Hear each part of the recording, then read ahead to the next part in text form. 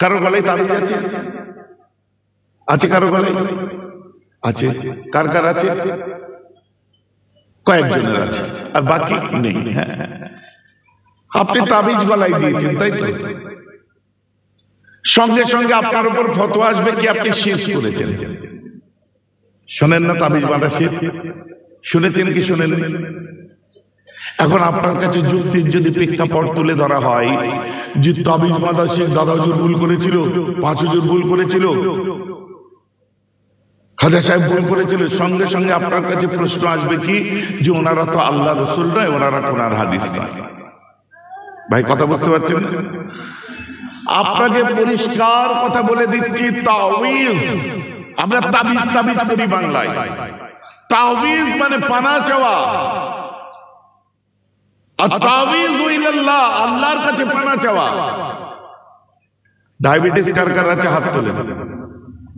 আর কার আছে? একজনের ডায়াবেটিস মাত্র। ওষুধ খেয়েছেন? খান তো ওষুধ, তো ওটা শিরক নয়? ডায়াবেটিস যে দিয়েছে সে ভালো করবে না? চশমা কে কে পড়েছেন? এক ছোট ভাই তুমি পড়েছো, তুমি কার কার চশমা লাগে? এই চশমা পরে শিরক নয়? চশমা পরে কোরআন পড়ছেন, ওটা বিদআত নয়? কারণ আল্লাহ নূরুস সামাওয়াতি ওয়াল আরদ, জমিন আসমানের আলো দেনে ওয়ালা, আপনিও বলেছেন তো জমিন আসমানের আলো দেনে ওয়ালা আল্লাহ। তো আপনি আবার চশমার পাওয়ার লাগাতে গেছেন কিসের জন্য? চশমা খুলে বলেন না আল্লাহ জ্যোতি দেন আমি দেখবো। চশমা কেন পড়েছেন? ওটা তো শিরক হয়ে গেছে। ভাইজান কথা বুঝতে পারা যাচ্ছে? জ্বর হয়ে ঠকঠক করে যখন কাঁপছেন, ওষুধ খাওয়ার কি দরকার? ও নামাজ পাটি বিছিয়ে বসে পড়ুন না, তাহলেই তো হয়ে যাবে। আবার ওষুধ খেতে গেলে তো শিরক হয়ে যাবে। শুনুন, হযরত আব্দুল্লাহ ইবনে আমর ইবনুল আস রাদিয়াল্লাহু আনহু, সুনানে তিরমিজি খুলে দেখুন, ইমাম তিরমিজির লেখা 3টে কিতাব, একটা হচ্ছে as-সহিহ তিরমিজি, সুনানে তিরমিজি, শামাইলে তিরমিজি। খুলে দেখুন, তার মধ্যে হযরতে আব্দুল্লাহ ইবনে আমর ইবনুল আস উহুদের যুদ্ধের পরে যখন মানুষের মধ্যে মহামারী দেখা দিয়েছিল, কষ্ট আরম্ভ হয়েছিল, পেটের যন্ত্রণা, ব্যথা বেদনা থেকে আরম্ভ করে হাওয়া বাতাস সবকিছু যখন আরম্ভ হয়, আল্লাহ রাসূলের কাছে যখন খবরটা যায়, আমার নবী বলেছিলেন যে তোমরা ওদেরকে আউযু বিকালিমাতিল্লাহি তাম্মা এগুলোকে শিখিয়ে দাও। বলছে হুজুর যদি কারো মুখস্থ করার মতো ক্ষমতা না থাকে, কেউ যদি শিখতে না পারে তখন কি করব? আমার রাসূল ওই সময় বলেছিলেন ওগুলোকে লিখে তোমাদের সন্তানদের গলাতে ঝুলিয়ে দাও। জোরে বলেন না সুবহানাল্লাহ। Point number 1। দ্বিতীয় নম্বরে আসুন, আপনারা হারকিউলিস নাম শুনেছেন? হারকিউলিস বডি নাম শুনেছেন? সাইকেলের নাম, এই নামটা এলো কোথার থেকে? বাইজেন্টাইন রোম, রোমের পূর্ব প্রান্ত হেরাক্লিয়াস বাদশার অধীনে ছিল, যেটাকে কনস্টান্টিনোপল বলা হয়, কুস্তুনতুনিয়া বলা হয়।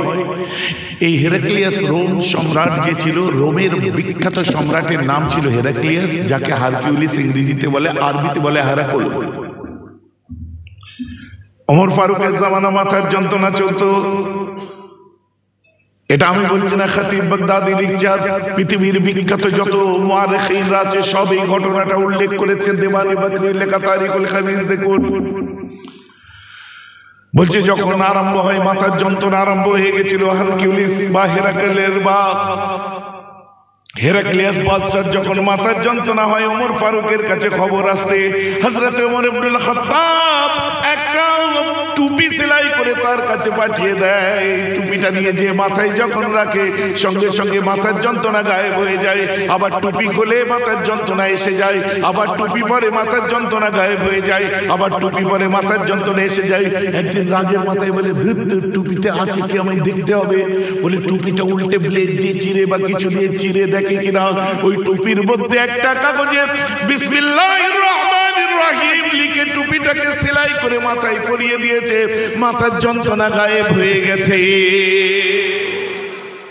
আমার রাসূল বলছে তোমাদের কাছে রেখে গেলাম আমার সুন্নাত ও সুন্নাতে খোলাফায়ে রাশিদিন। হযরত ওমর ফারুক এটা দিয়েছিলেন, এটাকেই তাবিজ বলা হয়, তাবিজ। বুঝতে পারছেন? হাদিস পাকে যেটা বারণ করা আছে ওটার নাম হলো তামিমা। এই তামিমাকে মাদুলির সাথে তুলনা করা হচ্ছে।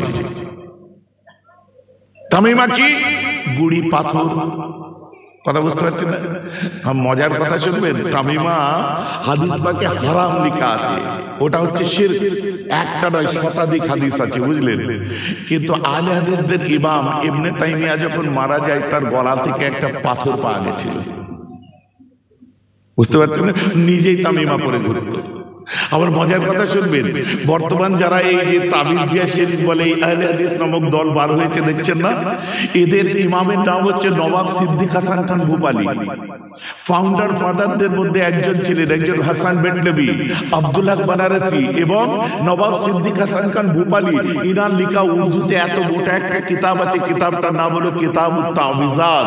যে মানুষের রোগ হলে, পেটে ব্যথা হলে, বাচ্চা সুস্থভাবে হবে, বা তোমাদের হাওয়া বাতাস লাগলে আরো কি কি তাবিজ আছে, মানে তুমি মানে বেটা ছেলে দুর্বল হয়ে গেলে, বুঝলেন, এই কি কি কোমরে ঝুলাবে, গলায় ঝুলাবে, গাছে ফল না হলে, এই কিতাবুত তাবিজাত কিতাবটা কোনো ফুরফুরার হুজুর লেখেনি। আহলে হাদিসদের ইমাম, যাকে শাইখ বলা হয়, যারা ফাউন্ডার ফাদার, উপমহাদেশে দল এনেছে, নাম হচ্ছে নবাব সিদ্দিক হাসান খান ভূপালী, কিতাবুত তাবিজাত লিখেছে। তাহলে তাবিজ কোন দলের কাছে হারাম নয়। তাবিজ হচ্ছে বর্তমান ভেগধারী কিছু এই মোবাইল হুজুর বার হয়েছে না, এদের কাছে পাকামোর কারণ। আল্লাহর কোরআন আর হাদিসে বর্ণিত দোয়া, এর বাইরে কোন জিনিস যদি কেউ লিখে দেয়, কোন শয়তানের নাম, এর নাম, ওর নাম, তার নাম, আপনার কি হামানের নাম, ফেরাউনের নাম, এসব লেখে না, বা আপনার আঁক কেটে দিল, আপনার কি বলে কত সংখ্যা লিখে দিল, এই সমস্ত নয়। যদি আল্লাহর কোরআন লিখে দেন, কারণ কোরআন বলছে অনুনাজ্জিলু মিনাল কোরআন মা হুয়া শিফাউন ওয়া রাহমাতুল লিল মুমিনিন। কোরআন নাযিল হয়েছে মুমিনদের জন্য আরোগ্য এবং রহমত হয়ে। বলুন না সুবহানাল্লাহ।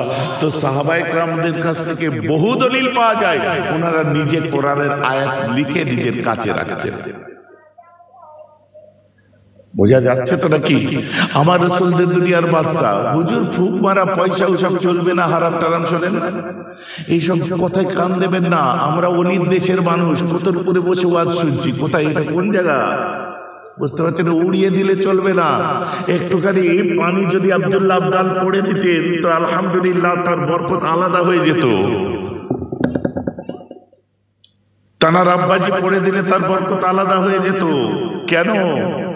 আমার রাসূল দিন দুনিয়ার বাদশা আম্মা আয়েশা থেকে বুখারী খুলুন পেয়ে যাবেন, আমার রাসূল রাত্রে যখন শুতেন তখন সূরা ইখলাস, সূরা নাস, সূরা ফালাক পড়তেন, পড়ে নিজের দুই হাতে ফুঁক দিয়ে নিজের গোটা গায়ে মালিশ করতেন।